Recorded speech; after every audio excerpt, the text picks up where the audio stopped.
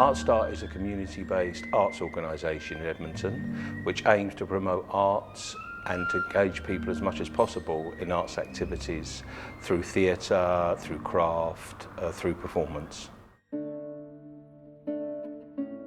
Charles and Mary Lamb were literary artists. Both lived for a short period of their lives in Edmonton, in North London. Charles was principally an essayist, but he also worked on poetry.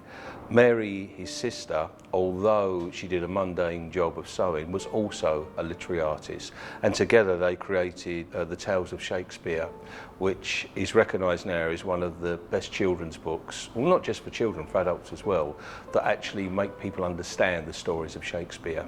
The idea was that as the festival was going to be launched, it would be really important to actually get people engaged in the story of the lambs.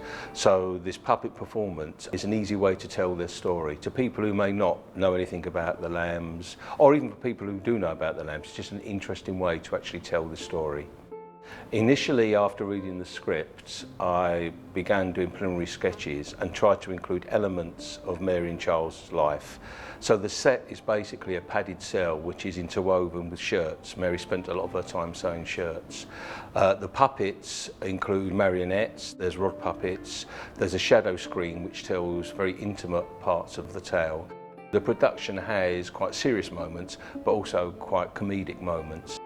As part of the story, Mary is sent to an asylum, and for those two scenes where she actually engages with a nurse, the first time we see the nurse, she looms over the set, so it creates an effect. Giant arms come through the set, she appears over the top and completely dwarfs Mary, who is actually on the stage at that point in her straitjacket. Later on, when the tables are slightly turned, where Mary is much more confident, where she's much more together, Nurse is almost reduced to a Judy character that you would see at the end of the pier with Punch and Judy. The soundtrack is one continuous piece.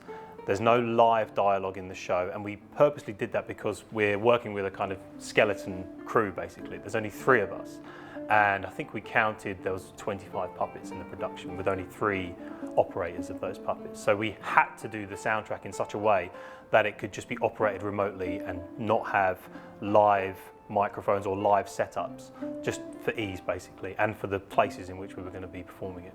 The most important part was making sure that the dialogue or the kind of message that the story gives gets across to the audience. So I can fill things with sound effects and with different, musical cues, but if the voices are lost, or if they're not clear, or if the clarity isn't there, then people don't pick up on that, they don't understand it, especially when you're listening to voices with marionette puppets, because their mouths don't move and you pick up probably about half of what someone says from the way their mouth moves. The voices need to be as clear as possible, otherwise you don't actually understand what they're saying.